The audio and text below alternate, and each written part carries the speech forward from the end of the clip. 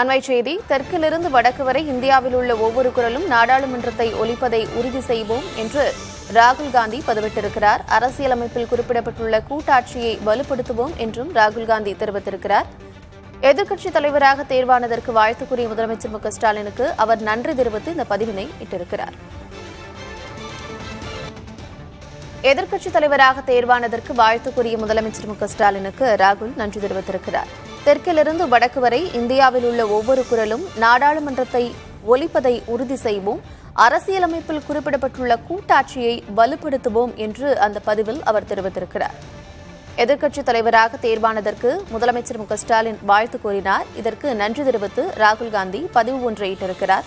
தெற்கிலிருந்து வடக்கு வரை இந்தியாவில் உள்ள ஒவ்வொரு குரலும் நாடாளுமன்றத்தில் ஒலிப்பதை உறுதி செய்வோம் என்று அவர் தெரிவித்திருக்கிறார்.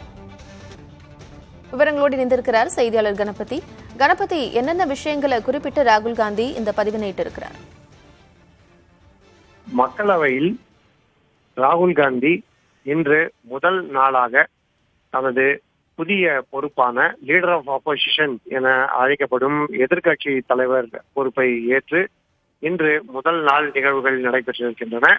இத்தகைய சூழலில்தான் நேற்று இரவிலே காங்கிரஸ் கட்சி இந்த பொறுப்புக்கு ராகுல் காந்தியை நியமிக்க முடிவு செய்தது. அந்த தகவல் சபாநாயகர் அலுவலகத்துக்கு தெரிவிக்கப்பட்டது. புதிதாக தேர்ந்தெடுக்கப்பட்டுள்ள சபாநாயகரான ஓம் பிர்லா ராகுல் காந்தியை அந்த பொறுப்பிலே அங்கீகரித்திருக்கிறார். இப்படிப்பட்ட சூழ்நிலையில்தான் தமிழ்நாடு முதல்வர் மு.க.ஸ்டாலின் ராகுல் காந்திக்கு வாழ்த்து தெரிவித்திருந்தார்.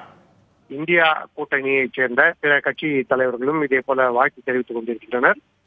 அந்த வாழ்த்துக்களுக்கு பதிலளிக்கும் வகையிலே ராகுல் காந்தி இனி அடுத்த கட்ட நடவடிக்கைகளாக இந்தியா கூட்டணியின் செயல்பாடுகள் மக்களவையிலே மற்றும் மாநிலங்களவையிலே எப்படி இருக்கும் என்பதை காட்டும் வகையிலே ஒவ்வொரு குரலும் நாடாளுமன்றத்தில் ஒலிப்பதை உறுதி செய்வோம் என்கிற வகையிலே பதில் அளித்திருக்கிறார். மேலும் அரசியல் அமைப்பில் குறிப்பிடப்பட்டுள்ள கூட்டாட்சி கட்டமைப்பை வலுப்படுத்துவோம் என தெரிவித்துள்ளது.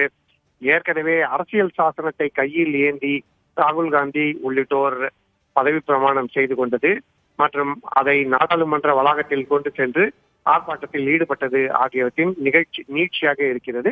ஆகவே வரும் நாட்களிலே இந்தியா கூட்டணி எப்படி செயல்பட போகிறது என்பதை காட்டும் விதமாக இந்த பதில் இருக்கிறது. கார்த்திகா, மீண்டும் மீண்டும் அவர் அரசியல் அமைப்பை முன்னிலைப்படுத்தியே தன்னுடைய பதிவுகளை இட்டு வருகிறார் அப்படிங்கறத நம்மளால பார்க்க முடிந்தது. தற்போதைய விவரங்களை வழங்கியமைக்கு நன்றி கணபதி.